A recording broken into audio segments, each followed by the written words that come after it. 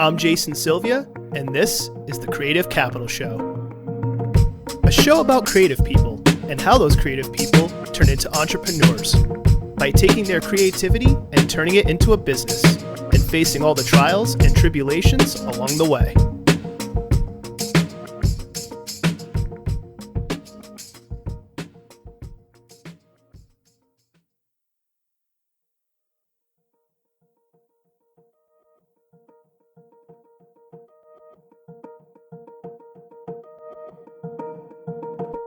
How to start a love movement. Spread love. It's the PVD way. It's interesting that so many things get talked about in business, but love is not always one of them. Rarely when you hear entrepreneurs speak about what it takes to be successful is the word love a part of the conversation. This episode's guests, Jason Almeida and Sabrina Chaudhary, love for their city, their culture, their ideas, their friends and family, their supporters, and for each other became a core foundation for their creative and entrepreneurial success. Now, if you've never heard of today's guests, maybe you have heard of their event production and design company, Stay Silent, and its events like Who Could Kill the Dance Floor, Love You Better, and the Providence summer tradition that is Day Trail. Or maybe you've heard of their nonprofit company for creative entrepreneurs, Trade Pop-Up. The fact of the matter is, both Stay Silent and Trade are more than just businesses. They are a movement, a love movement.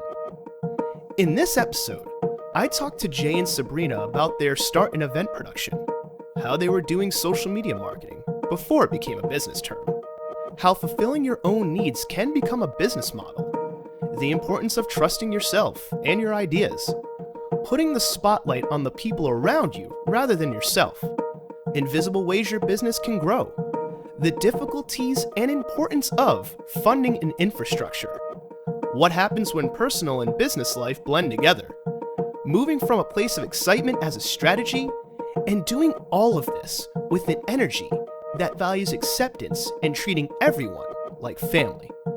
And it all started on a university campus. Enjoy.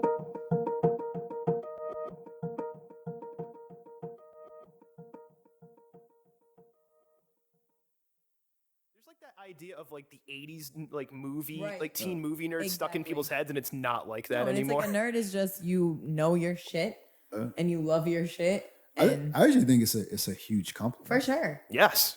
For sure. Speaking of knowing your shit, this goes right into the first question. So this is, you would have thought we planned this. I know I try, and then it fails miserably.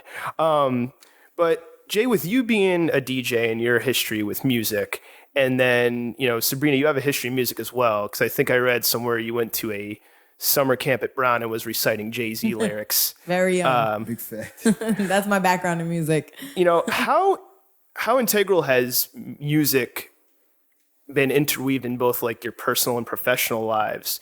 And more specifically, I've noticed both you have a love for Nipsey Hussle and JayZ, and I think what stands out about those two, especially Jay in the time that he came out, that they weren't just artists, they were like artists, but making entrepreneurship cool, where that wasn't like, especially when Jay came out, that wasn't the norm. So was there something about a JayZ or a Nipsey Hussle besides just the music? Was there like an entrepreneurial spirit that you were both drawn to as well? I like the JayZ stand go first. I like that you on air immediately were like, Jay, you love JayZ. Yo, but you know what's funny? Well, I mean, I'll get to that, but I actually do love JayZ. Yeah, we know. On the record. Thank you for having that on actual record, though, because he usually takes the against JayZ whenever I'm on. I'm trying to get the Nardwuar energy in the like right out the gate, it's definitely there. So I think for myself, to just start off with a personal sense and like how music has shaped where I am today, I feel like something that Jay and I often talk about is we are both first generation Americans. And so my mom is from Portugal, my dad's from India. And I think hip hop music was a way that I connected with the world around me and the way I connected with like peers and friends and even my older cousins. That's the way that they connected with the world around them, my older sister. So I feel like hip hop music was just the most American thing that I had in my life culturally, because at home it was definitely very multicultural. Like we were not doing, we didn't eat American food. There wasn't like American music, or I mean, there may have been, but it wasn't in the sense of like current or popular culture. I think that speaks to also like hip hop being like, as a culture, and rap as like a form of music, a genre of music, being like this great gift America gave to the world. Exactly. If you think about it, like it's up there. It's like this amazing gift that we gave to the entire planet. Yeah. Yeah. Personally, I feel like it's funny because I've been thinking about this shit a lot, like the last 2 days.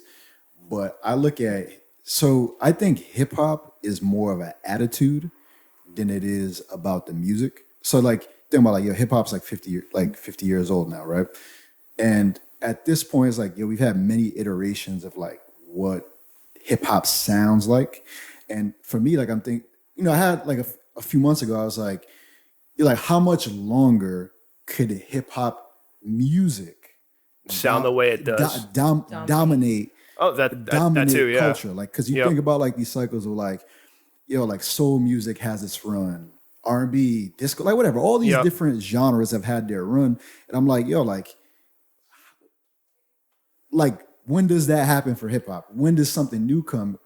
And I was like literally thinking about it this morning. I was like, for me, I think hip hop is more of like an expression and an attitude than it is about the music. So as long as Black people, Spanish people trying to express themselves in a certain type of environment, that's always gonna ring through. So for me, that's like, I felt like hip hop is what's always connected me to the outside world, because it's like, I don't think hip hop is just one culture. Like, so it's interesting, like even like when Sabrina's saying like, coming from a multicultural home, it's like, you hear things in hip hop that are very familiar to things that are going on in your house. It might not be everything perfectly aligned, but it's like, like for me, I think about this a lot. Like the Fugees' The Score album was the first hip hop album I ever owned. Yeah, honestly, it's probably the first CD I remember owning. And I think about this, I'm like, like, why would that CD be in my household? You know what I mean? Like my father was an old man, and my mother was not in tune with American culture. And I really think about it. I'm just like, but you have the one thing that the sounds of that CD have in common with what's going on culturally in my house, or even like being a part of Cape Verdean culture, is you have Haitians who make zouk, and then you also have the reggae influence, which are already things that I listen to in my house. So it's not a stretch to see. That's like you had a bridge to that already in the house. And to me, it makes so much sense, like why that music like hypnotizes me, because it's like, this shit just makes sense, I will say this one thing before the next question, because we could do 3 hours on this topic, and I would love every minute of it. But I also think that speaks to hip hop being malleable and adaptive. So I don't think it's going to go through the same cycles as those other things you have mentioned, and it can update with the times, because I think as it evolved, it's become, and I say this as a positive, some people have said this it's almost like a negative. I'm like, how is that a negative? It's a positive. From an adaptability standpoint, a malleable standpoint, it's becoming like a folk art. Like there's like there's every certain thing like in this world has barriers, but like a lot of those barriers don't exist where like anybody can get involved as long as they have like love, respect, and reverence for it. Whereas other things that there's barriers there, sometimes you can't get involved, whether they be financial, cultural, etc. You think about it, they say hip hop is a poor man's art. Like you literally, like, you don't need any money to be involved. Like you don't need any money to rap. You don't need any money to make a beat. Like you can make a beat with your mouth.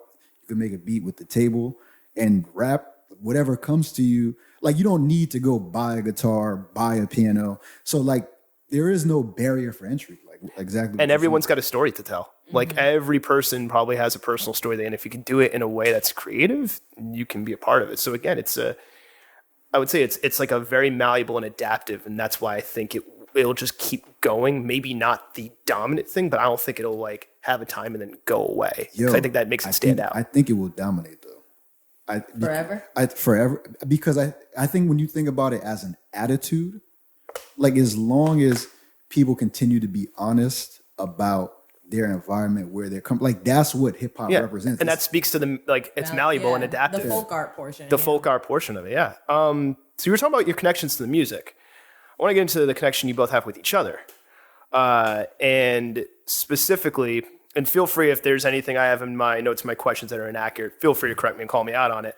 Did you both meet at URI? Yes. And you were both studying, I think you were studying film, but also communication mass media. And Sabrina, you were studying communication mass media as well. Yep. So there's that connection. But there's also, can you both tell us about the Pink organization, the Bond organization, what those were and how important was that to both your development in college? And then it's a long title here, the Oktoberfest Multicultural College Party Weekend. Yeah. That was a mouthful. Yeah. If you can go into those three things, Bond, Pink, and then the Multicultural College Party ... Yeah. And how you met and how like that all came about. For sure. Also, definitely Nardwar moments. I did my job. Yeah. So, yeah, I started URI through the talent development program in 2007. And so Jay started in 2008. Yeah, so a year later. I'm a year younger. Yeah, a year younger. Like life. Well, like school. Yeah. School and so I think we met your freshman year. We did meet your freshman year. We had a class together. Your first semester, right? Yes. Yeah. It was fall because it semester. was cold. Yep. Yeah, so I think we both were undergrads by my freshman year. By his freshman year, I was already in Pink Women, which stands for Powerful, Independent, Notoriously Knowledgeable Women. And it was a undergraduate program or student-ran organization at URI for multicultural women, and specifically for like first-generation college students. And the goal of it was to create a community on campus so that we could retain women of color at URI. Since it's such a predominantly white university, it was just... I've worked near URI as far as like my first professional job out of college, and then being in that area, it's like, okay. Yeah. Like this is like not waspy, but very like suburban 80s teen movie. Yes, for sure. And honestly, kind of waspy. So we were an organization. We have 3 pillars: community, pride, and respect. So we would do, different types of community work. We would throw parties on campus to fundraise for other things that we did on campus. And it was just basically a cohort and a organization for us to connect with one another and have a support system as we made it through college. And Jay was in the brother organization, which was Bond. Brothers on a New Direction. Similarly, it's like basically brother sister organizations. A lot of the values mirrored each other. Bond was, I believe, like a little bit like it was started later than Pink. Like Pink definitely led the charge as far as like a URI for that. I guess for that type of organization. Then when Bond came probably the year before I got to college, so it's still fairly new when I joined it. I was like the events coordinator pretty much the whole time. That was like my whole thing was like, all right, like I can like be a part of this organization and I can produce events. That was like, and you were already throwing parties by the time you came to URI. Yeah. So it was like an easy shoe-in of like, oh wait, I could do this, and it's like a resume builder and it's on campus. Yeah, I'll be honest with you. Like so when I got to URI, so I was already throwing events in high school, kind of by complete accident. Like okay. I was like rapping first. I was making music, and I threw a party to essentially promote the music, and then a lot of people came out and it was like, oh shit, this is a thing. And I met some people along the way that kind of pointed me in different directions and got involved in stuff they were working in. And that introduced me to party throwing. So by the time I got to URI, I was like already like a year and a half, 2 years deep into doing that. And when I first got to URI, I sold out a concert with Cassidy, but because of the rules of the school, he wasn't able. You can't like take money out of an organization for like personal use as a student. So even though I paid for everything, even though like he was allowed to fund it, the money wasn't able to come out of the student organization. So basically, like you can't transact the money out. You can put money in, but if you take something out for personal use, it's like So that really, and that was at 18. Yeah. So imagine you going from like essentially like the most money you have as like a teenager to now you don't have any money. So that shit really made me kind of like focus on like, how does this shit work at URI? Like, how does this school work? But secondly, it made me look at these organizations like, all right, like, well, if you have access to funding, how can I use this to produce events? Yeah, how can you leverage the assets and funding and and the resources in order to do things that not just you want to do, but like things that you're good at that can benefit both the organization and like the student population at large. Yeah, for sure. And I think Pink and Bond allowed us to kind of bring an entrepreneurial spirit to campus. Like we were able to use frameworks that were student organizations, but we definitely went in with our own ideas, kind of figured out how to make them work within this smaller bureaucracy of campus, which is very similar. And we realized once we graduated to like a city bureaucracy. You just took the words right out of my mouth. I was going to ask, not to interrupt your train of thought, but was that a good training ground where it was like, because I think some people, it's like, we're like out there, it's like, I'm just going to throw on this event. And then you run into the bureaucracy and red tape.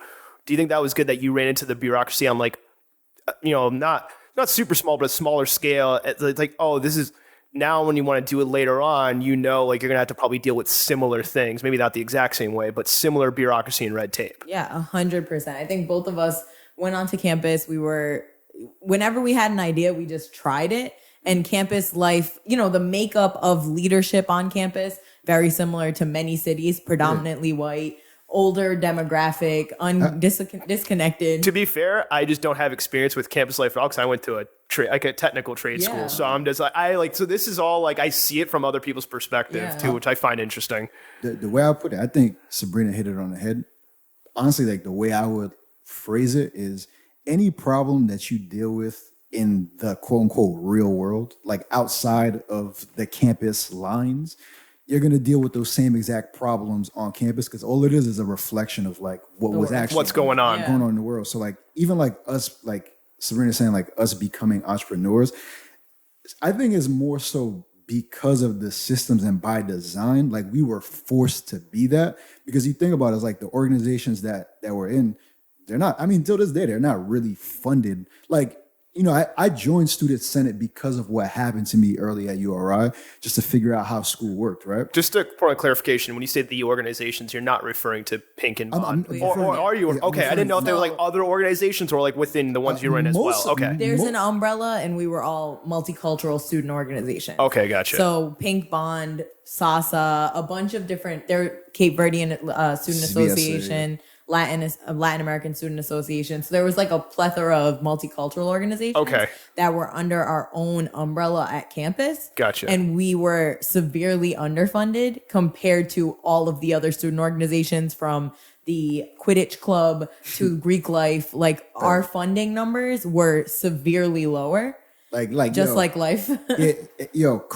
I'm telling you, like sometimes trip sometimes sitting in a meeting and people, like other students, we're not even talking about adults, we're talking about other students, like we're basically all around the same age, voting against like a $400 printing budget, which every other organization got, but voting no against Pink women getting and then giving like a $10,000 budget to like the skiing club. It's like, first off, like the way that like the $10,000 to the skiing club, on paper, if I was to write that, it sounds like a Revenge of the Nerds movie like scene where it's like they're at this, I think it was the second one, they're doing that and they're like, oh, you need this? It's like, nope, like blank and done.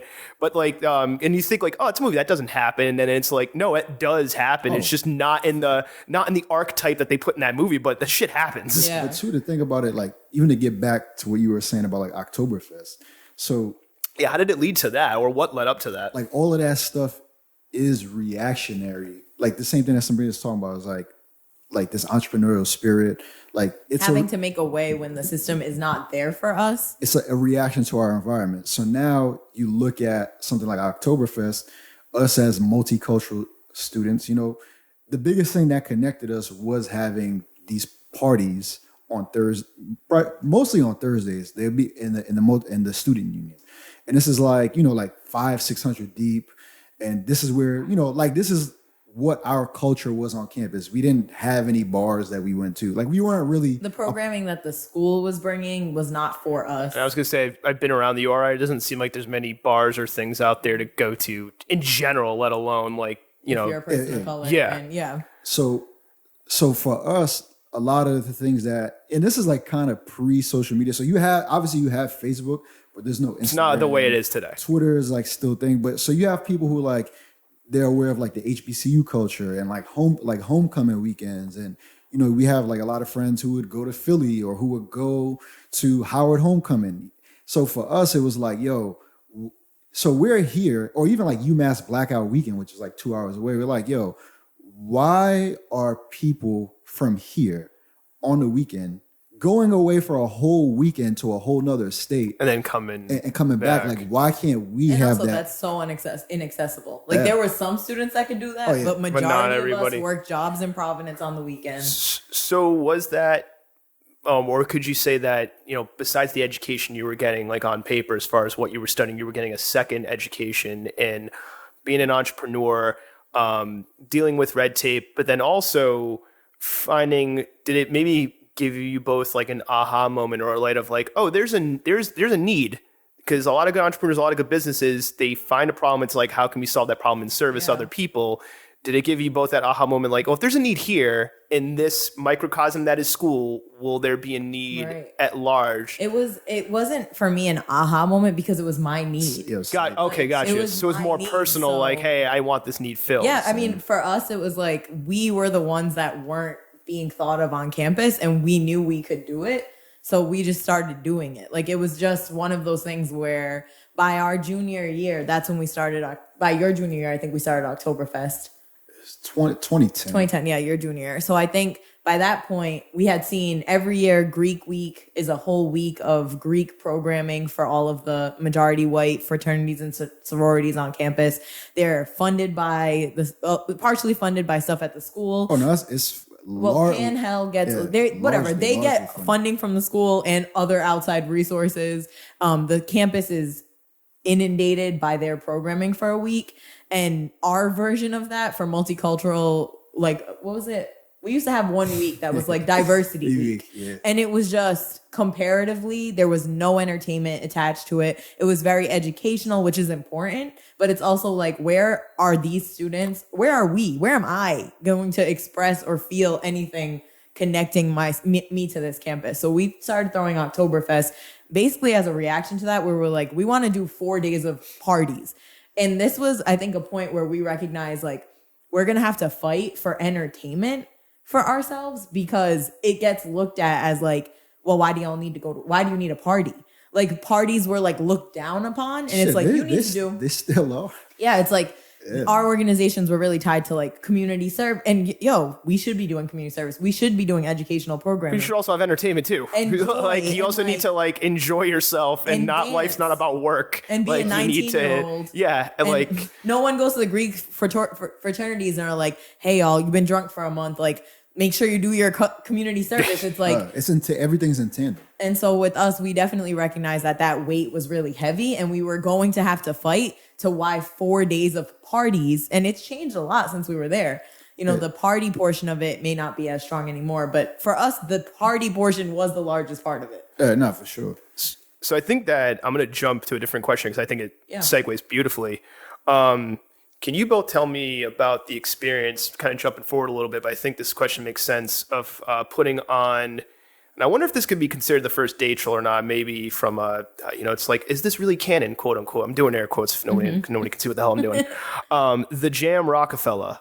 What was that like, putting that on? And was that like post-college? And I think I read in an interview that you did, Sabrina, that there was like some issues just with the venue. So again, the red tape, there was issue with the venue of, some microaggressions, some stuff, but I'll let you both get into that. And what was it like putting that on? Because that was a specific event. Was that like the early signs, the early shades of, because I think it wasn't even called Stay Silent. It was called The Beautiful Silence, if I'm correct. Was that like the early shades of what was going to happen later on? I feel like, so it's interesting. I feel like there's a few turning points to get there, to get to that point.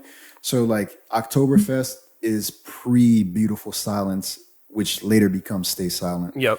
But I feel like that was like the first time that Sabrina and I were like really linking up, kind of like, all right, like we're on the same mission and purpose. We have the same goals, right? Then you get to a point where it's like, things progress. I'm progressing as a DJ.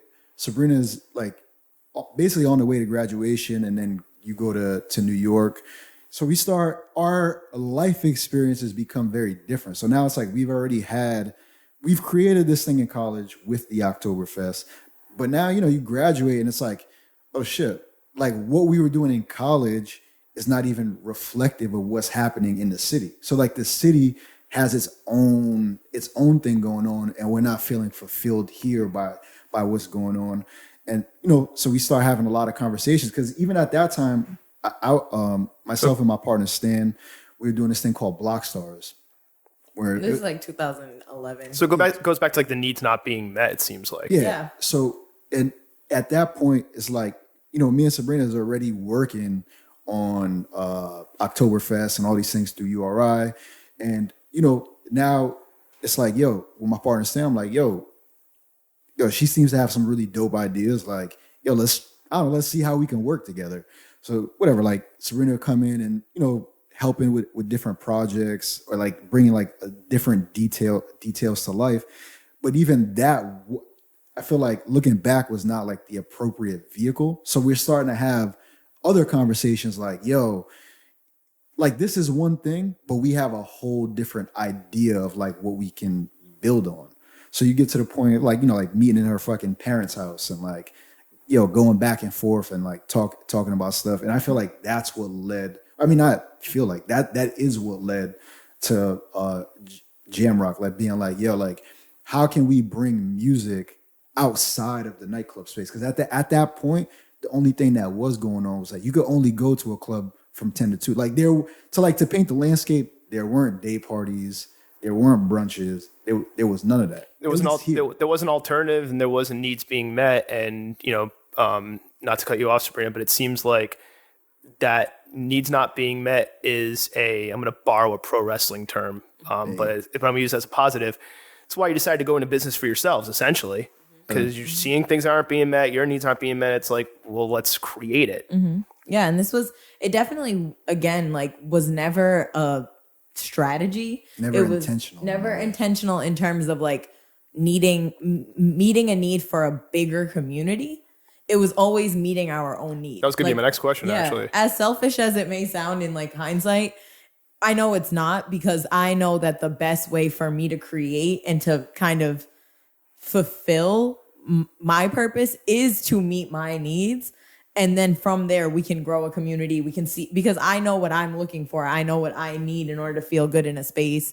And so that's all we were trying to do at first. And Jamrock was really important to us. Like, we did our best in that little spot to throw that party, and everyone who came in, it was like people really got it. Like, it was dope. And I actually want to bring back Jam if we can to do some stuff. Thumbs up for me all. Yes. Yeah. Just yes. And it was fire. Like, I don't think we had everyone who came in the room was like, what is this even? But no one was even like questioning it. Like, we had cheese and crackers and art on the walls, and it was kind of just what it was. It felt really good. Something that's interesting too, I guess, like to mention about that time, because I think like a lot of people look at like Stay Silent, or even like that particular event in the context of like, you guys linked up and you decided to like change the city, and the city changed. But I think, there, like, if you look at a lot of people from Rhode Island that are making noise or in different places, like a lot of us were peers at that time. So Sabrina and I grow off to go do Stay Silent, but we're hanging out with fucking Hill. We're hanging out with Maxwell. We're hanging out. Maxwell is at Spotify now. I have a question about that later, actually. So we're hanging out with, Theo's trying to do the red balloon thing, and we're kind of figuring that thing out. We're doing both Drews, Drew Correa, Drew Whitey. Like, so like all of these people are just kind of like around and like lingering and just like, we're just hanging out. So it's like law of attraction. Yeah, exactly. So like, to me, that's what I think is interesting, is like when people talk about like, building a community and having a community, like a lot of that was our community, was our immediate friends. You know what I'm saying? Like, if you, like when you think about like the first day trails, or you think about like Jamrock, it's like, it's like us having people around us who trusted or even had some type of similar interest to pull up to those events. Like when I look at photos from those first few day shows, like, oh, I never day show, like Jam Rock. Like it's like, yo, this is basically all people we hung out with. They were at our last party. Yeah, like you know what I'm saying? Like last weekend. So the ones that are still in Rhode Island. So going to so I'm going to kind of switch gears a little bit back and forth just because I like the way this is going. But from a professional standpoint, you both have a history of content and marketing.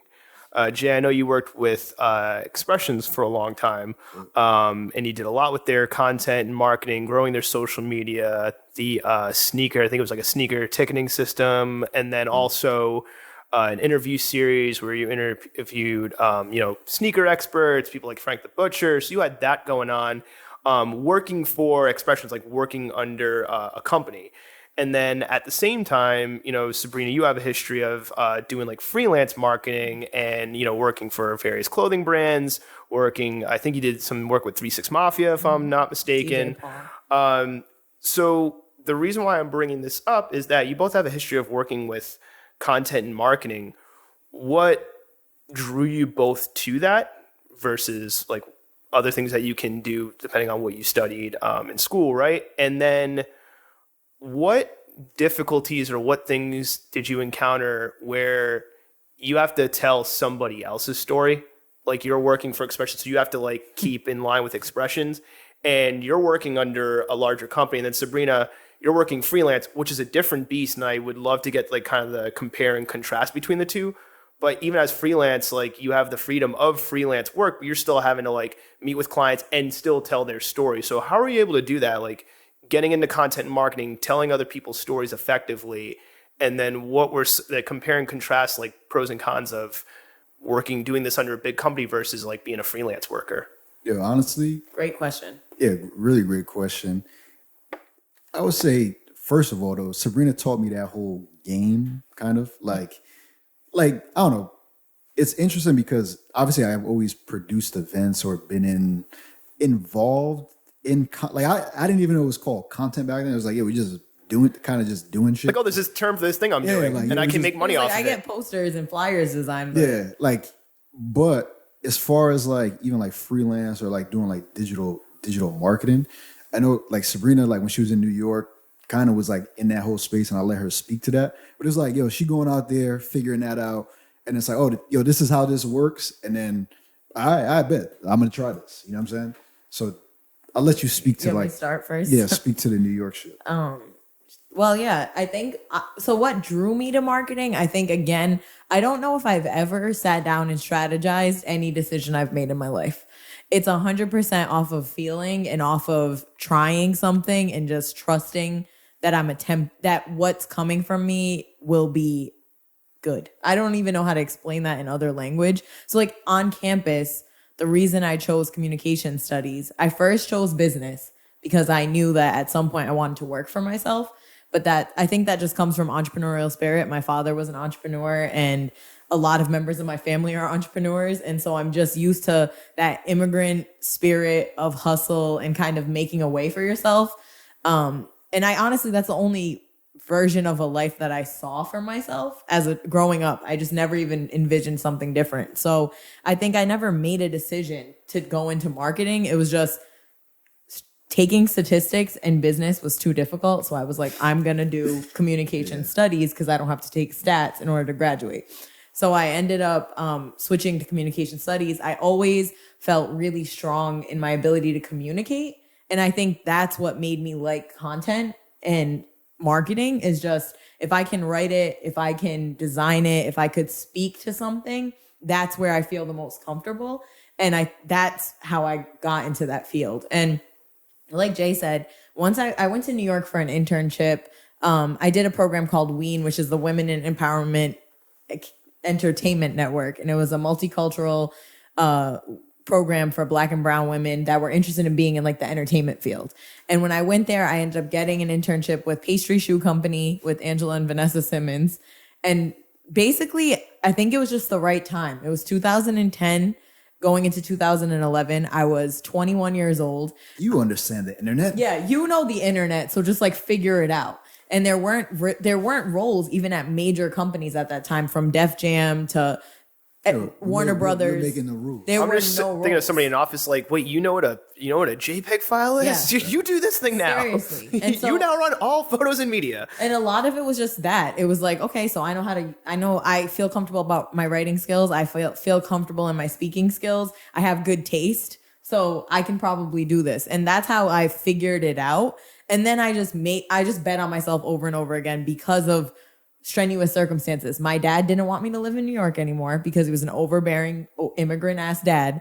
And so I was like, word, but I don't want to leave this job. So I'm going to ask them if I can be freelance. I never had been freelance before that. I never even heard of people that around me had not been freelance. There weren't like a ton of freelance artists. Gotta admit, that's like hell of a learning curve too. It's like, oh no, you have to handle all the things. Yeah. But I went to them and I was like, hey, I have to move back to Rhode Island. But instead of feeling like I had to do that, instead of just doing that, I went and I asked, like, will y'all take me? Can I do this work from home? It's all digital. And by the grace of whatever, they said yes. So that's how I got my first digital marketing client. And from there, I was literally flying by the seat of my pants, being like, it worked for pastry. So if it worked for pastry, and there were like a high profile company at that time that I was able to leverage it and get other clients. I met a lot of people when I lived in New York. They bet a lot on me because I probably was one of the first people that they knew that was even doing social media marketing. So as they were getting clients, like I did DJ Paul's social media before he even had an Instagram. So it's like, I think it was just a lot of the timing of things that led me there. And then Jay he was at Expression. Yeah. So interesting thing is I've really only had like 3 jobs, like I guess actual jobs in my life. One being CVS, one being Shaw's, and then after both of those, I ended up working at Expressions. So I was working as a sales associate, like just in the store selling shoes. But I used to post like the sneakers that came in just on my personal Facebook. Like I'd be like, oh this is what we got. Like I would have like photo albums of like everything that came out every Friday, and people would be hitting me up, whatever, hold me these, or I'm coming to get these. And in tandem, we were also using social media to promote parties. So it's like, I had always been heavy like on MySpace, Facebook, like whatever the new way was to communicate with people, that's what I was on. So that was like kind of my introduction to marketing. Like, I've gone from like 5,000 flyers to the internet, right? And so at one point when I'm working at Expressions, and like he's not the general manager, he's like the regional manager or district manager dude, Mike Magner. Kind of like he saw that I was like very interested in how the internet works, and I always be like, how come Expressions don't got a Facebook? How come y'all don't update? Like I do all this from the store. How come y'all don't do this as a company? So he asked me, he's like, is this something you would be interested in doing for the company? And I'm like, why not? Like, I'll do it as I work at the so store. you end up inadvertently creating your own position. Yeah, so I'll do it as an internship. And that ended up being like a conversation for like sometimes like a year plus. Like every time I seen him, that would be the conversation.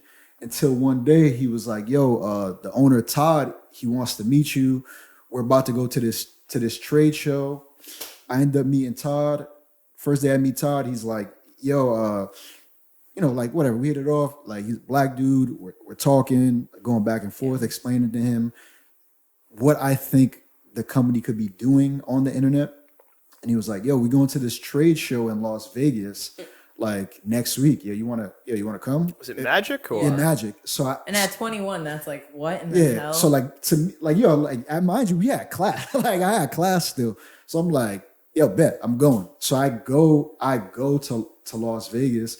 And I'm like, like live tweeting, Facebooking, like using. Remember when live tweeting was like such a thing? But I would be like, like seeing the I'd be in a Nike meeting, seeing the sneakers that's coming out, and I couldn't post pictures of the sneakers, but I would just be talking about what was going on. It seems like too that company was willing to kind of like let you loose, so to speak. Like it didn't seem like they imposed a lot of restrictions on like you can talk about it, but you can't do this, and then there's company guideline A, and we got to follow branding B. See, this is the thing. Like when I was working at Expressions, so you see like a lot of the interviews you're talking about, like Cousin Stiz, Matt Powell, like all these things.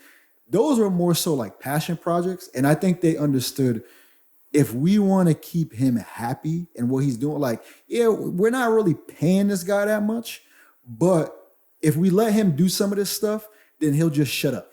Like, you know what I'm saying? Gotcha. Like, respectfully. Like, I don't think they were doing it like in a malicious way. It was just like, yo, as long as you do your job and you're not wasting money, you can do whatever the hell you want to do. I'm just laughing just because I think it's funny how, like, when a company reacts to things, how it can go like one of two ways. Because, like, you had a company that reacted positively and they're like, oh, there's opportunity here. And just personal anecdote, I worked for Puma, and like when I was in my early 20s in Rentham, and I remember like Puma Talk was like, message boards were a big thing. Yeah. And everybody was looking for sneakers that nobody had, and we had them like sitting on the clearance shelves, like Puma collectors wanted them. So I'm just kind of on there like, hey, I work at the Puma store. Like, you can call in mail orders to a specific store and we can ship them, ... And somebody was like, oh, what's like one of your favorite sneakers? I'm just telling them my favorites. I think I'm doing a good job for the company. My boss is like, yo, because the corporate headquarters, the USA was like an hour away. Yeah. They were like, they want me to fire you. I was like, I'm not going to do it. And I'm like, why? And they were like, you were on Puma Talk. I'm like, yeah. And they're like, well, the marketing team is like that. My reaction was, well, maybe the marketing team fucking sucks. Yeah. You know, like maybe they're shit at their job then. That's the whole game. Right? And in 2021, you would have been the biggest influencer. Yeah, but it was just funny how like they reacted like negatively, and instead of being like, in your case, Jane, the reason why I'm adding this personal anecdote, I think it's funny like how companies react, big or small, can change the trajectory of like an individual employee or the company depending on how they react to it. I'll be honest with you though, I don't know if they were reacting positively. I think it was just more so like, we just want you to post. Honestly, they didn't care. They didn't care. Like, well, that's better than, I mean, like, we're going to fire your ass. but I guess like the point that I was making, like even like with the Matt Powell thing, like when I interviewed Matt Powell, like that went viral for what viral meant. Like that was like all complex, hype beast, like all these things, right? But that didn't really mean anything to my bosses or whatever, right? Looking back now, I'm very, like at the time, I used to be like very upset that I used to have like all these ideas and they'd be like, nah, like we're not fucking with that. They definitely said no. Yeah, they had, like they weren't fucking with the ideas. But the one thing that I appreciate looking back now for like the exposure and a lot of people, you know, I met Frank the Butcher, who's one of my biggest mentors when I was working at Expressions. But I'm thankful now because it's like, I feel like a lot of like young Black people, when you graduate college, you go and you have to go work for white corporations who really don't understand you. Not even small white companies, especially in New England. Yeah, they don't understand you or your culture. And for me, like looking back now, like being like a 21-year-old, 22-year-old kid, meeting a Black entrepreneur, millionaire that owns his company outright, the way that he spoke to me, the respect that he had for me, the people that he introduced me to, like, I feel like he just let me, or he and the extension of his company let me just be myself. And I feel like I wouldn't be able to grow and to stay silent as it is now because I didn't they didn't kill your spirit. They didn't kill my spirit, or I wasn't conditioned in a certain type of way where it's like, oh, you can't wear this. Professionalism looks like this. Like being in a job looks like that. Like, you know, I went to work every day wearing fly sneakers. You know what I mean? Like my whole job was about this culture that I love. You know what I'm saying? And also that my boss was a Black man and he employed a lot of Black people. So I don't know. It was like looking back, like I'm definitely like very appreciative for that time in my life. So speaking of culture, being a part of culture and then creating culture, because I will say Stay Silent, just from a fan perspective, is more than just an agency. It's more than just a lot of things. To me, it is like a culture and a movement that happened within Providence and within New England. One thing I did notice, there's an ethos behind that name, letting the work speak for itself. Is that something that you both were just naturally always that way anyway? And how important do you think that is now in this day of social media where you hear like, you got to put out content all the time and you have to just like keep doing, you know, like keep really going ad nauseam, telling people about your brand. And you're like, no, let's let the work speak for itself instead of let's make it about this thing rather than about, even though I'm having a podcast interviewing the both of you as individuals, it's less about the individuals, more about the collective. So how do you simultaneously tell, stories, tell your stories, and also not have an ego? I mean, we're sitting in, for anybody listening to this too, usually we go through the whole, like, these are the people and these are what they do. I'll do that in the beginning when, the voiceover, and then we're just going to let this fly because there's too much stuff that I'm trying to get in too short of a time. But we're sitting in Trade Pop-Up, which is one of the other offshoots of Stay Silent, where it's a nonprofit that gives people an opportunity to have like a pop-up shop or to do a gallery night or to do et cetera. How did you both develop this way of, making really good storytelling, really like engaging storytelling, but making it about Stay Silent as a movement, as a collective, and helping other people out? Like, where did all that come from? I really appreciate just the way that you speak about Stay Silent and frame it. And I think for me personally, yes, I think the ethos of Stay Silent, letting the work speak for itself, is something that I more naturally lean towards, and I always have.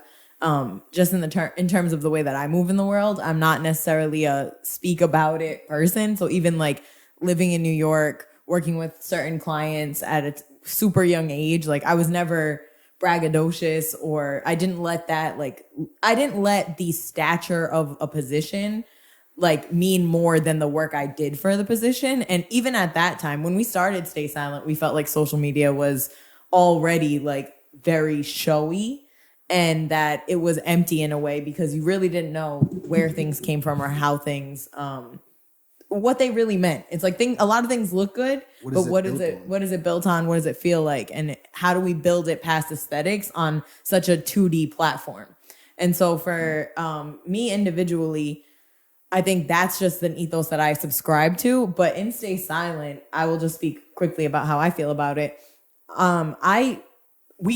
We have always built a team around kind of the way that we tell stories. So Jay and I work with outside designers when we didn't have designers that were on the team. We kind of always bring people into the conversation around storytelling, and it helps decentralize like Jay and I as figures. And that's never been why we tell the story. It's always been from like a bird's eye view of something. I'd be real with you too though. Like even outside of like Stay Silent as a creative thing. Like if you think about the essence of like, just as people, like, think about like, if you around Sabrina, if you're around myself, like the one word I always hear people talk about is like family, or people feeling. Oh, I'm going to get into that. That's going to be the next, that's going to be the, not next question, but the one right after. And, it's like, you pull up, you got something going on. Like for me, like, whether you're an artist or like whoever you are or what you're into is like, we're going to accept you and amplify that just as people. Like not even on some, I don't have to receive anything from saying this person's dope or this person's not dope. I have, like I think about like through the years, like how many people that we've been attached to that have gone on to, to do amazing things. And it's like, people are like, oh man, you guys should have did this or put them on this type of contract or did that. And it's like, for what? Like the fact is, this is out this energy is out in the world. Right. So I think like when I think about that in relation to Stay Silent, it's like that energy carries through. It's like, anybody who comes around, like, it's like, like, think about like people who work for us now, who used to just come to fucking trade. Like they, whatever, for whatever reason, they just wanted to be here. They would stay until the end of the event, and they're just like, you guys need help cleaning? Sure. Like, we just here anyways, you know what I'm saying? And it's like, like to me, one of the things I'm most proud about is like somebody who started like that is our production manager. Is our production manager now. Like, you know what I'm saying? And that was just off of like, we just fuck with who you are as a person. Like, at that time, did we know that you have the skill set to be a production manager? Not like you grew into that, but we all just like our like energy or like how we were with each other was just in sync. You know and sometimes I think it's a little bit tough even to think again about content like a strategic thing for us or storytelling as a strategic thing for us, because I'm not even joking. Not one item we've designed, not one program, like nothing we've done has ever been based on strategy. It's not like, oh, here's the 5-year game plan of how we're gonna do all these things. And even like thinking strategy for us is more so about like moving from a place of excitement. Like if we're not excited, the way that Jay and I will get off of something, like it's like, yo, we're trying to do this thing. Even if we have whole designs around it, if it's not feeling like something we can genuinely connect to anymore, we don't even do walk it. away from it. And I think that that's something we're very intentional about that. And so the storytelling part is like us just really loving, like we'll have an idea and then watching that grow and then being able to push that out. It's like that process has been something that we've loved. And also never creating from a place of like how it will be received. Yes. Like, and that's, I think, like when Sabrina's like the key word, like when like she's saying like intentionality, excitement. I think intentionality versus strategy. Yeah, exactly. Because it's like we feel connected to it versus we think this will connect with people. Like, you get what I mean? And that keeps you, it also insulates you from like, because trends will come and go and things like that. And so instead of like, you'll see certain brands die with a certain trend. And I think doing it from that place, it seems like it insulates you from hopping on a trend or being attached to a trend, and then your brand or your thing dies with that trend, which we've seen in the past. Right. And, you know, you both haven't done this alone. So you're talking about how, like, people are coming through, friends were, you know, working with you, law of attraction. But have you ever, like, gone out and searched for talent? And if not talent, what is the criteria for some of the brands you've worked with of like, hey, should we be working with them? Does it make sense to work with them? Whether it's like 47 brand Red Bull, even working with the venue, like, is there any criterion in the people that you work with, whether it's like insular or the brands that you work with when like for an event or something like that? Great question. That is a great question. So I think like when you're talking about like collaborators or like finding talent, I think that's in the same way as like, yo, a lot of these people, like, because we're actually all fans of similar things, that's how we end up crossing paths. So like, yo, the majority of the DJs, I'm saying majority because I don't want to just be like talking like an absolute, but the majority of the DJs that we book is like from like, oh shit, we went to a party. That party was rocking. It's like, yo, what's your name? I bet. Like, we're gonna never heard a mix. Never saw how many people we have on social media. Like, it's so it's just you're a fan of the thing. Yeah. Let's bring them in. Or you think about like something like 47. Like, yo, our homie Casby, who to me like when one of the flyest dudes. Yeah, like when I was in high school, you know, I was a freshman. He was like a senior. It was like, yo, he was that guy. And it's like, yo, this is the dude that's working at 47, and yo, we all still have similar interests and mutual friends. And it's like, yo, I'm working over here. I rock with what y'all are doing. How can we work together? So I think a big reason why so far, all the corporate organizations we've worked with, again, when you go back to intentionality versus strategy, we at this point have made 1 or 2 decks for our business. We've never done pitch decks as a part of our business. And honestly, it's after the homies that work there ask us, like, because that's not a part of our strategy. Like, we've never gone into something and been like, all right, this will cost us $10,000. How do we work with a brand to help us cover this? Like, we are doing something at this whatever level it's at, and we're gonna make it work without even thinking about an outside source. So it's more of the like to like equate it to something else. It's more like you shouldn't say I can't afford this. It's what can I do to afford the thing, or how can I afford this? It's like broke. It's just like, hey, what can we do to figure out to get this thing across, to make this thing real, rather than worrying about the other things. Yeah, and I think the network portion of this is very real. Where like Casby is a Black man from Providence, went to work at 47 brand. They had a budget to do a project, and he thought of us.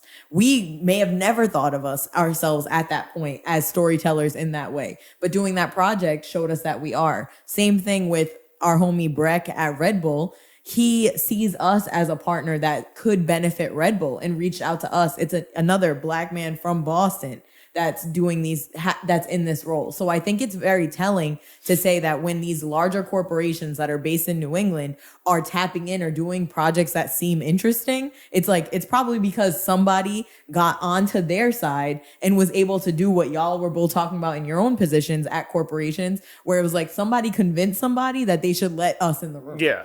And that's how we've done our corporate stuff.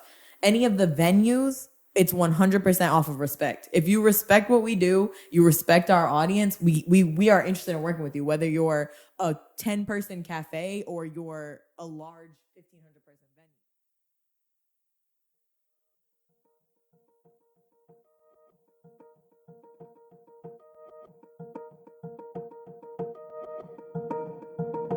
If it takes a village to raise a child, then it takes a team to raise a business. Today we tend to look at entrepreneurs like Elon Musk, Steve Jobs, or Pharrell Williams as lone wolves. We tend to forget that there were plenty of people in front of and behind the scenes that helped them along the way. Sabrina and Jay revealed a major key to their success, and that key is building and having a team involved in their storytelling. By bringing a team into the conversation, it allows that conversation and the business to have multiple perspectives. I think it's equally important to highlight how they created that team, and that was by putting out an energy of acceptance and family to anyone and anything they were a fan of, with no contracts and no expectations of what's in it for me. This strategy has paid off both creatively with how Stay Silent has evolved, and in business, as those on the team have been able to expand the network of business partners that Jay and Sabrina get to work with. So now you have to ask yourself, who do you want on your team? Who do you want to help raise your business?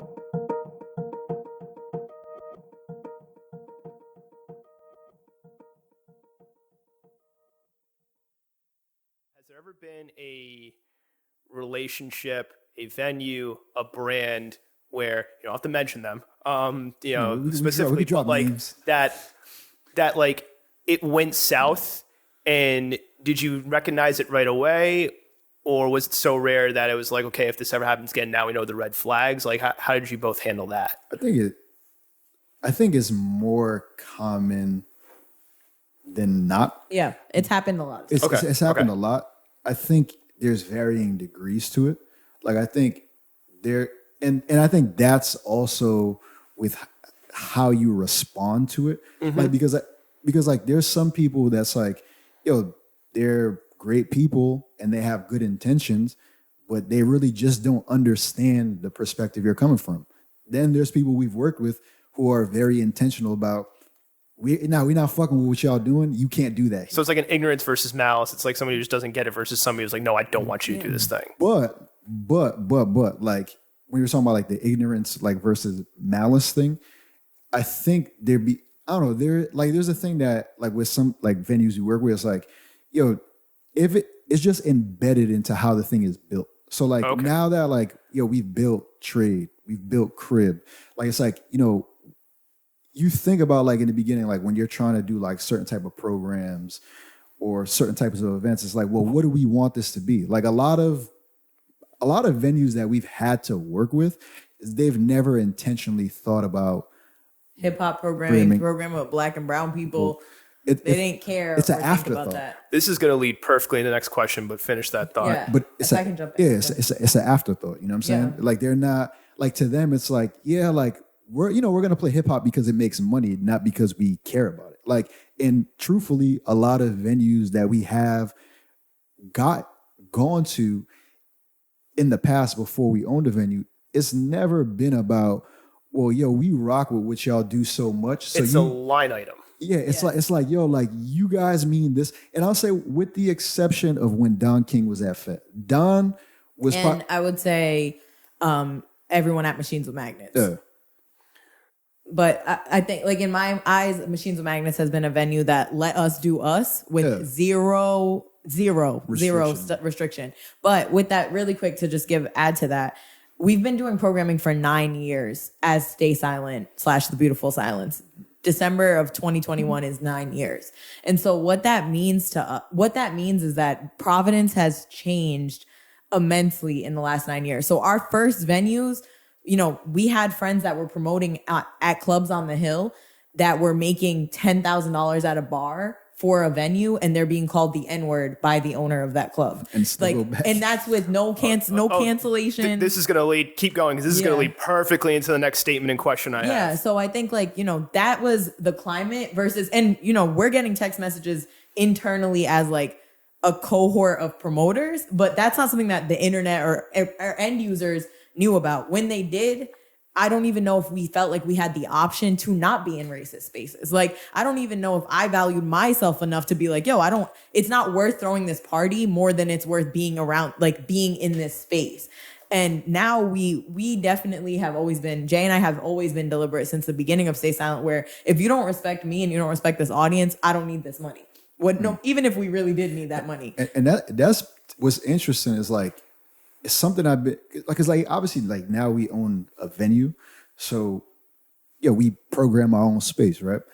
But it's something I think about a lot as a DJ, because I still, obviously still get hit up to DJ a lot of places, and it's something I always got to think about hard. Is like, yo, and I say this like, I guess like respectfully or whatever, but it's like a lot of people, they want you to bring the wave to where they're at, and that's like something I really have to like think about. Is like, I understand like when I'm going to a certain place as just Where's Nasty the DJ, that also carries the weight of Stay Silent. They want the cosign, but they don't want to like try and create something themselves. It's just like, hey. So something I've always noticed, like, and I've had conversations with people about this, is like a lot of times when places first open up, you know what I'm saying? Like, it's just like, oh, you got a brand new club night or something going on. You'll see me within the first 3 weeks. Like, that used to be a thing. Like, within the first 3 weeks of that night starting or that club opening, oh, we got such and such DJing. It creates this association, or there's a trust that comes along with that.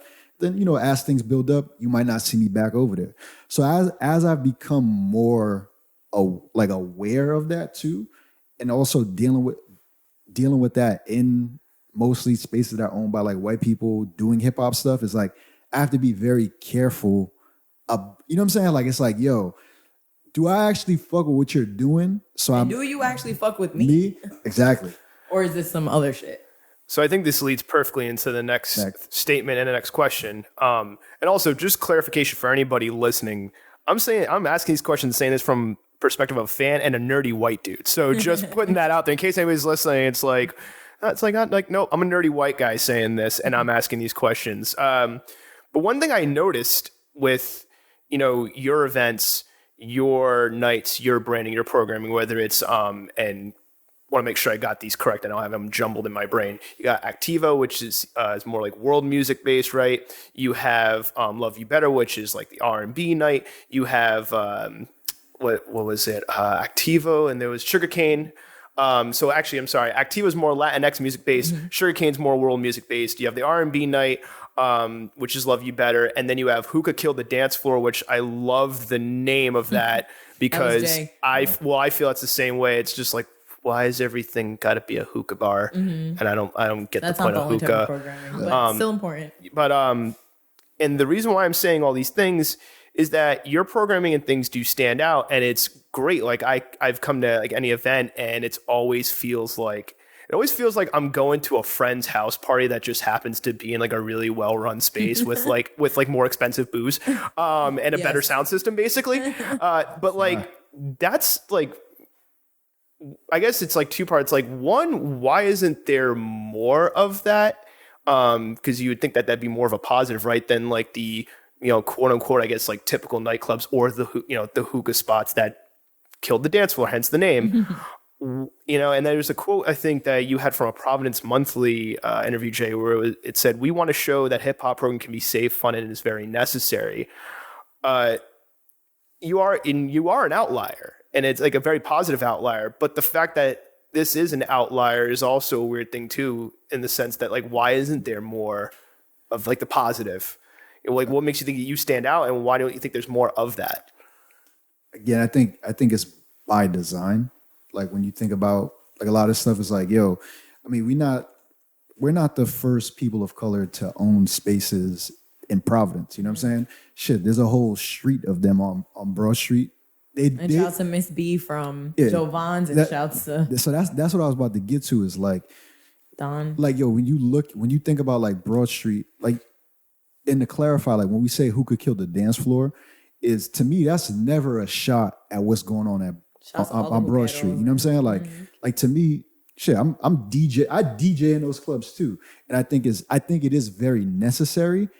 I think it's just like what you said. It can't be just that. There needs to be a balance. There needs to be, if that's going on, then there should be just as many of. Yeah, I want to clarify this, and the reason why I like that is just because it's not something that I'm into. But for a while, I was noticing that was the only thing, and I'm like, there has to be something else to balance this out. I want to clarify. It's not like I hate every hookah place. I don't personally like it, but when it's the only option, and that like that's the only thing, and it's just like, okay, what's the alternative here? But so when I.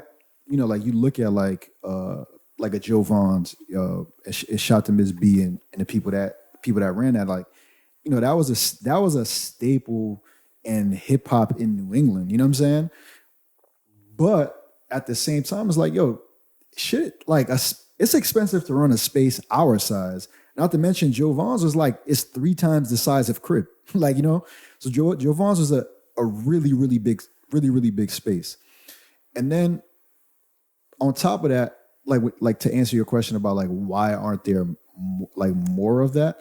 I think it's twofold. I think part of it is we've been conditioned as people of color to like think that we can't have anything or we're not deserving of having this type of stuff, and then it's like having the capital to do that or the resources to do that. That was going to be my next question. Is there, I mean, not next question, not to interrupt you, but is like, you were talking about how like there would be a club owner that would want you there. And then all of a sudden the club owner's like calling people the N-word and being racist. And it was like, so is it also like a resource, like who's got the resources and like the leverage and the cash and the pull as well? Cause I think you gotta look at it like this. Like, I do think right now what's going on in the city, it's a lot of dope shit happening. Right, like there's a lot of people that we grew up with, or people that are been a part of our growth, our peers. That they're starting to do things. It's like it's dope that there are 2-3 festivals now that are greater than 1,500 people, greater than 2,000 people. It's dope that when there's a party at Crib that there are 3 or 4 different parties that you could go just to dance, even outside of what's going on at the hookah spot. I'm 35 now, and I think it's a great problem to have. I was talking to somebody out there. I'm like, oh, like I need to hit up all these things. Yeah, you like bar hop the other day. You were saying when you came to the club. Oh, like it went from like hookah was the only thing I need an alternative, and now there is alternatives starting to come up, which is amazing. Now that we've gotten to that point, though, the biggest thing that I think about is it's like you think about like how people talk about like white labeling technology, like where it's like they license, like basically it's like, we're going to use your space. We don't own and operate it, but we're going to put you in the front. It's like a marketing thing. We're going to put you in the front. Like all this programming is multicultural, is for Black and brown people, but is the space helping build and create capital and finance and structure? Are they doing things on the back end that's actually helpful, or is it just like we want the cosign because you're a line item, and like if we get you in here, you'll bring in 20 grand. And more than a line item, you're the business plan. And this is worse. And this is not to say that it's not important to have people in those positions, but I'm just saying from like if we're thinking about like 10, like in the space that I'm in now, thinking about 10, 15, 20 years down the line, it's like, no. We need to be able to have the capital to get our ideas off of the ground, and we need to be in control of the actual space. And I think that's kind of like where things are right now. It's like, okay, now we can finally have the programs. Like now we got options, but now we need to actually control the spaces because I think the reality that I don't even know if even of just Sabrina and I think about this, or if the audience thinks about this, is like, it's dope that we have Crib, right? And Crib is open, but that don't mean that that's going to be there forever, right? You know what I'm saying? So for many different reasons, and I think that's the thing that I don't know if people really think about with this type of stuff. Yeah, and I would just like to add that I think. One, the caveat, that Provenance Monthly article, right? It was in 2016. We were like top 10 to watch for 2017. That shit don't even mean nothing. And when I look at that now, I'm like, I just really like that quote. That's why I was like, okay, that quote makes a lot of sense. And I think for us, like, at the time we were so excited. Like, we were so excited to be included on that list in 2016. And that's 6 years ago at this point, 5 years ago. Goddamn. And when I look at it, it's like, at 2016, we're at Aurora. We're throwing parties in that space. We are just starting to build an audience where we're having monthly events. It's not just like very boutique, like 4 or 5 events in a year. We're doing like 2 or 3 events a month at Aurora. And, the fact that we had to call out safety shows the time it was because we do not talk about what we do like that anymore, because we're aware that the reason we feel like we have to do that is because of at that time was because we were being treated like the model minority organization that did the safe program. And that's why I wanted to call it out too, because I was like, why do you have to call it out? Like it states like there's never a problem. Exactly. And it was part of like, why does it even need to be mentioned? I will be real with you though, like, but shit happens. We throw events, like drunk people are there, and us being the like model minority is harmful for us and for everybody else. So at the time, like in 2017, I remember looking back at that and we were so excited. But now we do not take one interview. Like the amount of people who hit us up from publications in New England, like Providence Monthly or a Motif magazine, we have never been hit up thoughtfully outside of a friend who worked and wrote for one of them to write an article that was like, that really said, what, instead of just hitting these people up randomly, I'm going to go to one of their events and I'm going to ask them questions about this. And I'm going to try to build out a relationship with these people. It's like, there's no reason why the people who wrote an article about us in 2017 for Providence Monthly have never been to our events, have never been to our club, have never been to a day trail, have never followed up. So I think there is just also a huge lack in the way that our community, so whether that's all of there's such a great growth of DJs now in New England. There's a lot more spaces that are playing hip hop music that throw programming that doesn't have dress codes and all the things. I had to play the Trinity Beer Garden. I was surprised they even let me do it. And they're just like, just keep it clean, but otherwise play whatever you want. It's like, because there might be a kid walking by. I was like, really? They're like, yeah, go nuts. Yeah. And then they're like, come on back. And I feel holy crap, okay. Yeah, so I feel like all of those things where we are right now, there's a lack of broadcasting from our own communities that can tell our stories. And so I think that definitely is a part of why there hasn't been more growth. And I just want to say, secondly, really quick, if we would have only been throwing programming at third-party spaces that were mostly white-owned, we would never have bought Crib. Like, there is no way we're at Crib without Daytrail. If we did not have our own thing that we figured out how to self-fund so that we could make a larger sum of money to then self-fund our own program, there is no way we would have sustained our business and ever gotten to Crib without Daytrail. Right. So there's no way that I could look at an event producer that's producing in third-party spaces and expect them to be able to self-fund. What we did should not be glorified. It sucks that we could not get a loan. It sucks that we didn't have investors. It sucks that we literally had to figure out a way to make our own money. We should not be an outlier, and this sucks, and I wouldn't want this. There should be more of it. Yeah. That's why I was asking. I was like, why isn't there more of this thing? Exactly. Yeah. And I completely hear you. Like, I hate that that's what it is. And I do think we have a lot more peers, and I'm so grateful. Shouts to Charlie Tunes and everybody at Low Key. Shouts to, all the Jason and them at Cortland Club. Like, there are people who are building up like a community of programming, and there's so many more than just that. But I'm saying that to say, like, the perspective and the programming is coming.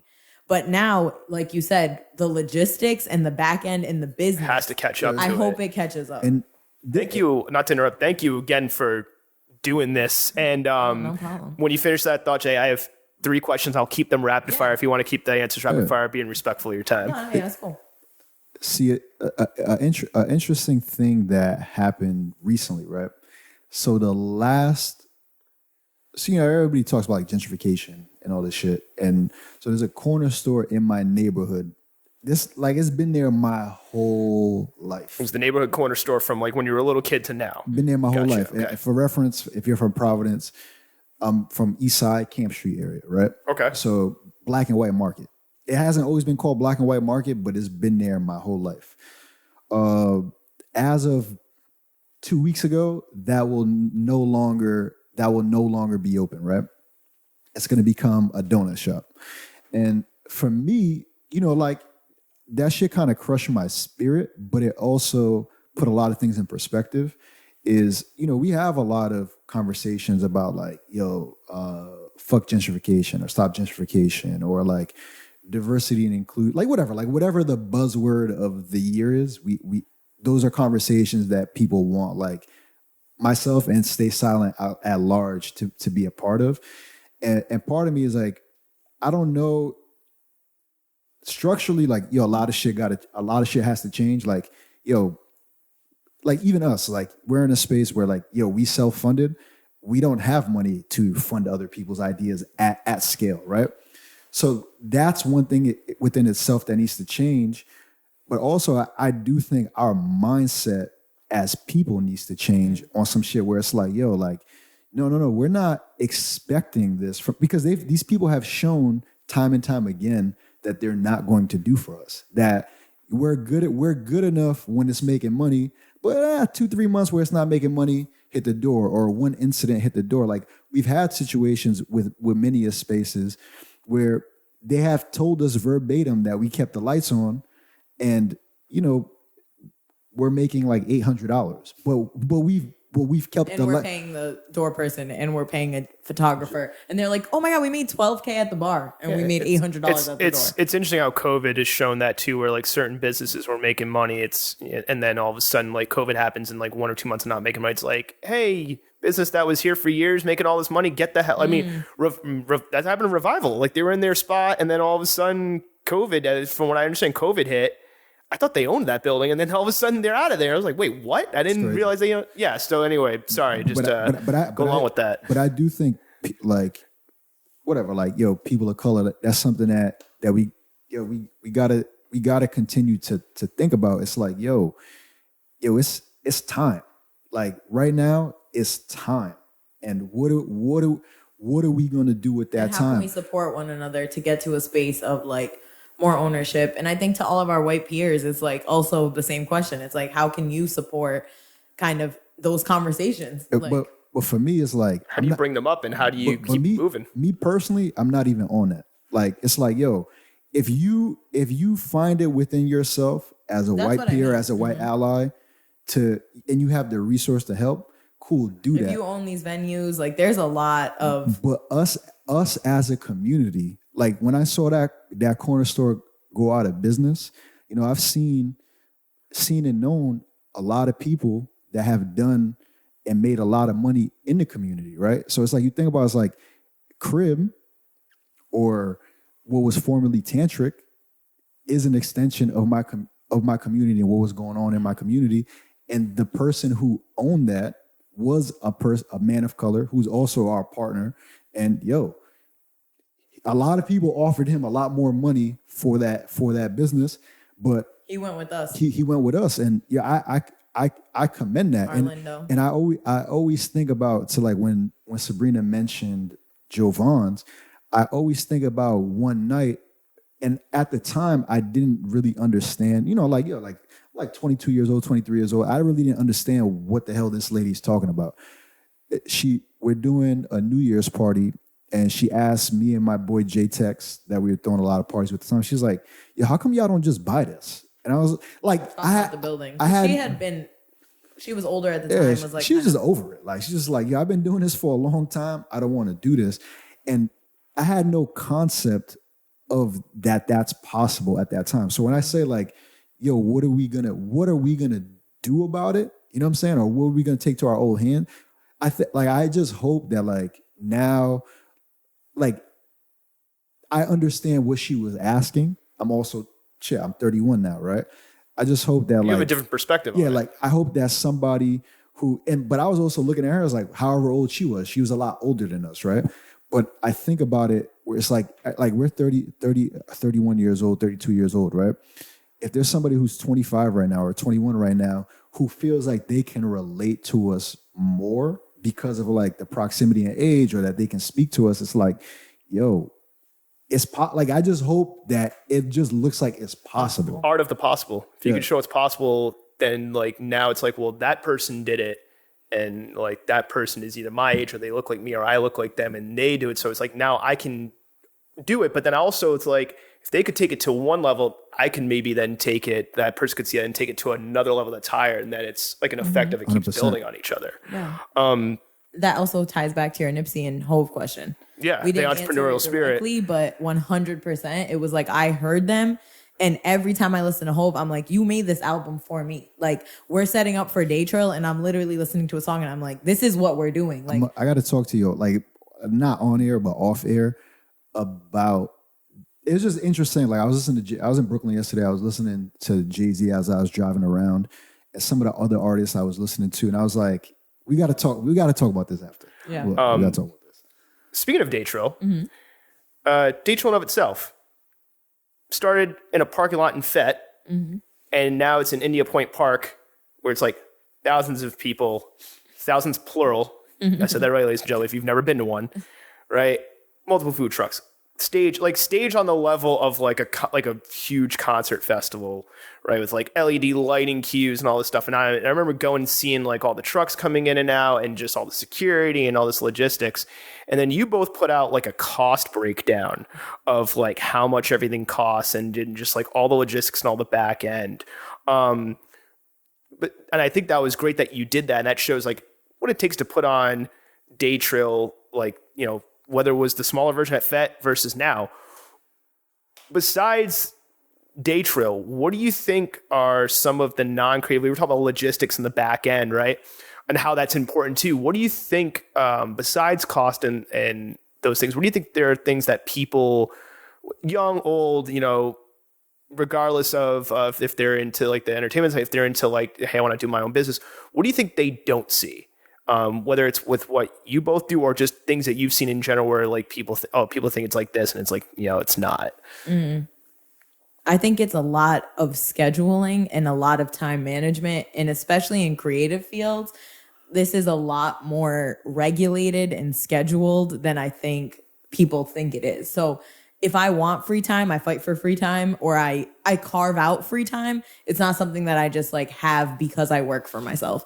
And there's a lot more delegating and a lot more, you know, if I want time, I need to do delegating. I need to do management. I need to hire and bring on people. And I think a lot of times people talk about Stay Silent in a very self-made way. And we are self-made in terms of, you know, Jay and I thought about this and created this. But I will say, like, again, we have always been really good at delegating and at bringing in people and utilizing them for their talents and paying them for their talents and creating a team at different points. And that team has changed multiple times, but it's that is a huge part of our business. Like, it's very structured. We have the same meetings every week and we have for years. You know, we need to go to sleep. We need to eat right. Like, those things. You need to have a life. We need to have a life. And that was leading to my next question. How do you keep the balance of like doing all that and then also like DJing and listening to music and being creative and sleeping and all that good stuff? Yeah, or the logistics portion, if there's stuff to add to that. Yeah. I think Sabrina hit it on the head. Like,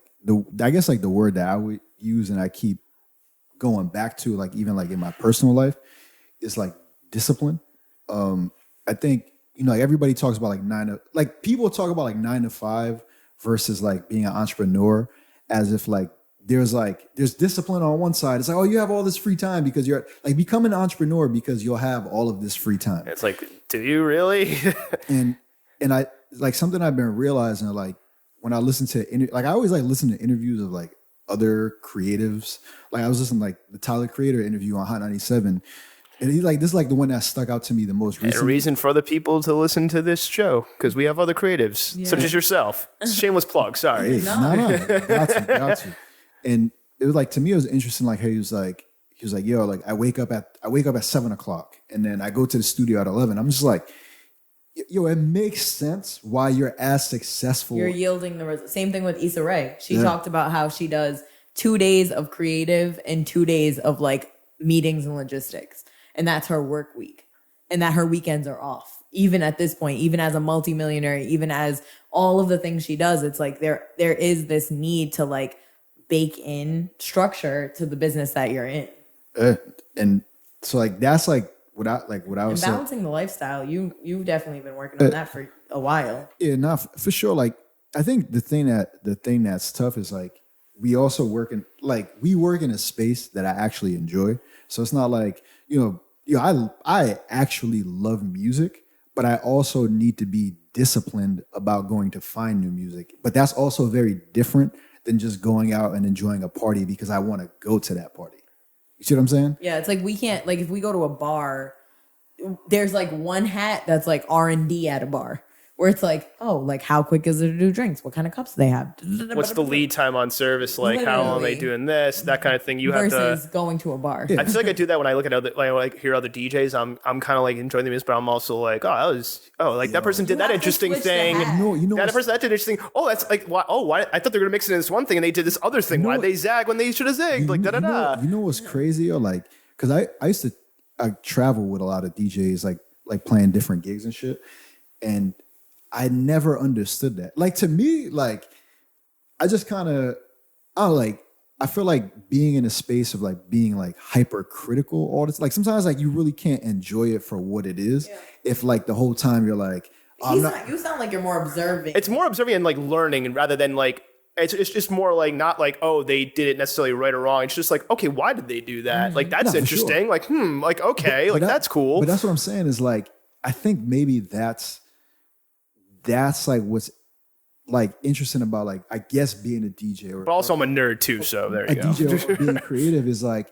you talk to some people, like even I find myself like dealing with this. Like you talk to people and they tell you about things that they really like, and you're like, and you might hate it because you have a more technical perspective on what they're talking about. Or you know so much about a thing that it kind of ruins it for you. Yeah. So like to me, it's always interesting like talking to somebody that doesn't have the background that we may have with music.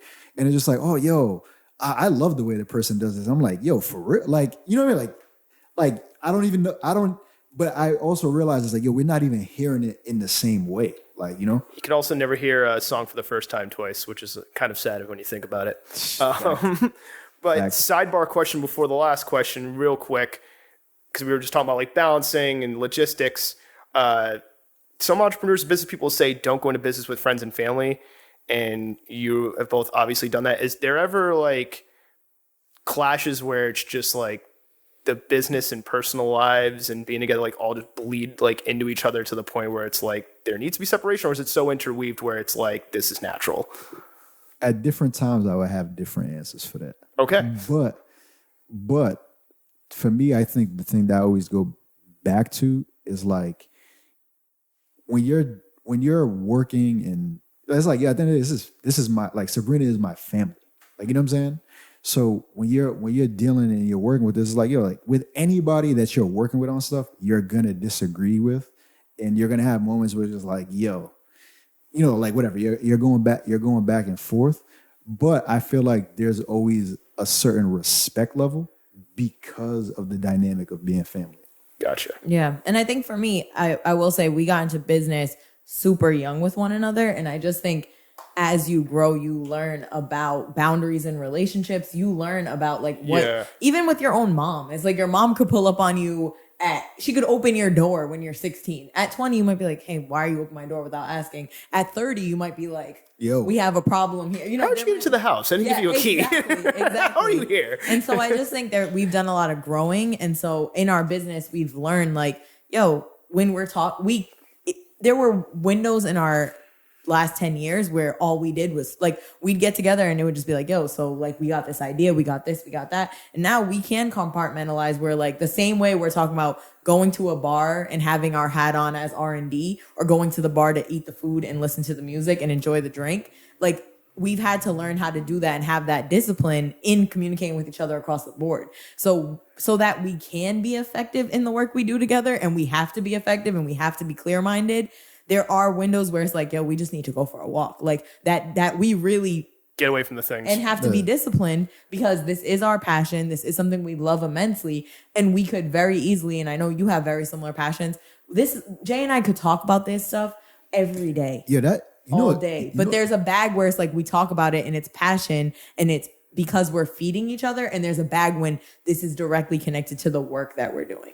And that's like, I guess like I always like think about that stuff because it's something that also trickles into like, yeah, obviously it's like, shit, the conversations that me and Sabrina are having, but then all of our peers and people we work with, it's like sometimes I wonder about that. And that's like what I'm saying. It's like at different points I would have different answers for this shit, right? Because I'm like, damn, like say like I'm chilling with Big J, our production manager. Like, yo, he's our production manager, but he's still my friend. So like, yo, when we're hanging out and we're talking, and then he might just see something that sparks a thing. And then, yo, we're not like technically talking about work, but we're just wired and like, I'm like always like, it's like, yo, like Sabrina might be out, hear a song and be like, yo, this is a fire song to play, but it's not, it's not work. And that's not the same bag. Yeah. No, appreciating it. It's funny because like when we were scheduling this, I remember talking to you and for what God knows what reason during photosynthesis, I was like, Jerry, you ever realize like pro wrestling is really good at storytelling and like why can't somebody be like the Vince McMahon of like telling the stories like in other venues like music? And you were like, huh, like that is a really good point. It was just like, I mean, Jay and I will go thrifting and it's like we're taking pictures of things that we may use for work, but that's something we're deliberately doing. We don't sit there and go, yo, Jay, like we need to do this today. And so we go in the car. Exactly. Like it's more so about recognizing that our lifestyle is attached to the work we do because we are choosing a culture and a music space that we really love. And so instead of trying to black and white be like, this is business, this is personal, it's more so about respecting, I think, business for what it is. And all the rest just kind of works out. Because you're aware of it. Yeah. I was like a point to like what you're saying, like when people talking about like, oh, don't go into business with like friends or whatever. I think something to really think about is like, as long as you have clarity and transparent and like you're transparent about what it is you're trying to accomplish, I think that obviously you're going to have problems in anything, but I think it will minimize the problems you have. And I think a lot of people, when they talk about like business, not even just with their friends or family, with just anybody, they don't have that level of clarity. Like they don't have the like, this is the function of this. This is why. And we're not going to do everything perfect. So it's knowing that like we are going to make mistakes with one another, and we have to have like that patience through this learning process. Second to last question, and then we'll get to the wrap-up question. Hey. The second last one, I think it's an important one because I think sometimes people, entrepreneurs or businesses miss it. And it's the idea of scale. Because you scaled Daytrill from parking lot at FET to this multiple thousands plural event, right? You scaled the parties you were throwing to different venues, then you bought the venue. You've had, one or two nights, and now you have different nights of different programming and all these different creators you work with. Some businesses, they scale too quickly and it kills the business. What factors or what criteria do you use as far as like when and how to scale something? Like, how do you determine like, hey, we want to do this thing. That's great. We could figure out how to do it. But then it's like, do we have the bandwidth to do it? Do we have the resources? Like what goes into scaling something up? What is your criteria for like, yes, we should scale this thing up, or like not right now, we got to scale it up later? Amazing question. I'm going to jump in real quick about, I think one thing that's always helped us is since our first event with Stay Silent, we have always used a quantifying system. So like we have always had a barrier for entry to our events. And what we call, like what that means is, first event we threw for the Jam Rock, I can tell you who came because we have an RSVP from an event that we did in 2013. Like from the beginning, we knew that we wanted an exchange of data. And so 2013, we always did RSVPs. And so one way that we could qualify and decide how we would scale something up is like RSVPs are filling up for this thing like right away. It's like there is an interest here. We can gauge that interest. Real people are connecting with this event. So maybe instead of the 80-person room we were doing at, we actually could do 150. So there's metrics and numbers involved and KPIs. That's and things one like part that. for sure. But also, I think another thing to think about with all of this stuff is that we're not too proud to start small. So like just because all right, like every year, so we did Day Trail, double backed and did 3,500 people again, right? Sold out India Point Park, crazy. Probably the best event we have ever produced, period. And then 3 weeks later, we do Sugarcane for 80 people. And I don't think that's a bad thing. I think that's something we've consistently... It's giving options and choice for people too. And that's what our business model is. But I think a lot of business people and more specifically creatives or event producers is like you think about it, it's like if you do a blockbuster film, you have to do the next blockbuster film, and it better do more money than the previous one, or it's considered a failure. It's like it made money though, and it's like, well, it failed. It didn't do as good as part one. And so each thing has its purpose. And another thing I would add to that too is, and this is, I guess I'm still trying to figure out, is I think Rhode Island specifically is in a very unique place where we've been able to scale in that way. Because I know a lot of event producers in major markets that have done events that are 3-4 times the size of what we're doing and will probably never have the ability to own a venue. So I think that's something to be honest about like, you know, yeah, Providence or New England at large doesn't have the same amenities, quote unquote, as like some of these larger cities. You think about New York, DC, LA. And Providence has its own unique set of problems, like the very I've noticed the crabs in the bucket thing, but that could be a whole separate episode, but continue. But so it's, to me, I think because certain infrastructures have not been built here, there's more opportunity to do things. But now for me, I see as some of these infrastructures have come in play, like you think about the neighborhood where Trade is, where we're recording this. Like, shit, when we first got this place, like they could barely keep anything inside of the space for more than a year or two, right?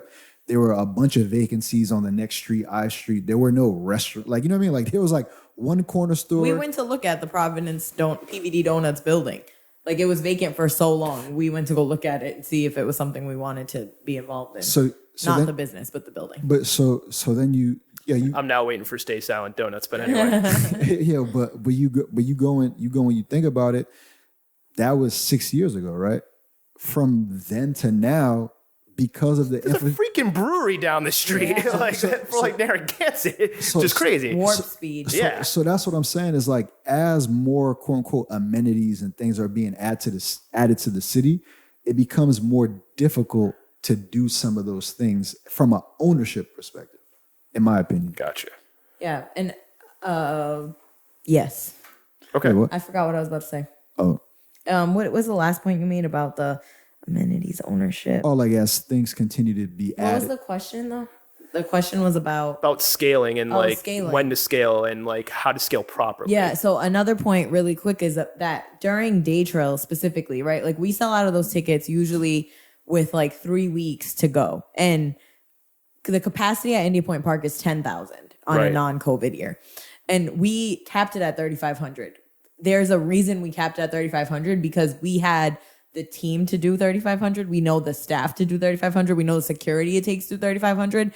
We may, I would bet a lot that we could have probably sold more tickets than 3,500. But internally as a business, we also want to learn how to get there. We went from 2,500 to 3,500 and that was a learning curve. So because of that, just like being really thoughtful about what we know how to do, and 2,500 is not 5,000. And so I think that's something, there are also so many invisible ways to scale your business. Like we did 3,500 this year at Day Trail and we did 3,500 in 2019 at India Point Park. But we were able to scale between that period because we learned about other things we could do within our own space. How do we make the bars more efficient? How do we add how do we make our merchandise booth, something that people can actually get to, and it's interesting. Like there's ways within that we are scaling that may be invisible to the eye. It's like, oh, they did 3,500 last time, but it's like there's so many ways within that to scale that we were able to implement in a much more easy way on our business model than it would be to grow to 35 to 5,000. What do they call it? Stretching the work. Stretching the work, making it work. So we're at the end. The final question. And also, I've said this on every freaking episode. I'm probably going to stop saying it after this is because this is going to be the year-end special. But stole this from Hot Ones. But you didn't have to eat spicy wings. So the last question is, what advice would you give to young creatives, your younger self? And then after you do that, open mic, say, promote, talk about whatever the hell you want. Oh, first? I got it. I mean, I would say bet on yourself. I would say 100-fold, just start. Just start. Whatever you're doing, like I said today, if you're going to take my advice, I have very little strategy and a lot of intention. And I think I always bet on myself and just started whatever I was doing, regardless of if I knew how. I learned how to fly a plane many times when the plane was already in the air, but I trusted myself to get, once I'm there, I will make it happen. I often said like, yo, if you let me in the door, I'll figure out the rest. And I really do feel that way. And I think that you can trust yourself that when something is in front of you, you will know how to do it, or you will figure out the things you need to get something done. Just start. You can't have enough business. I've never made a business plan. I'm not the one if that's the route you want to go through, but I'm telling you, intention, if you have a vision, if you want to see something happen, just start. And I promise you the path will light its own way. Yeah, I agree. You couldn't have said it more perfectly. But I was saying that in addition to that is, stay crazy through the whole process. That's what I always say is like, you got to stay crazy because everybody's going to tell you. And what I mean by crazy is like, everybody's going to tell you that, oh, that doesn't work or that will never happen. Or to steal one of your quotes, why not? Yeah, why not? Yeah.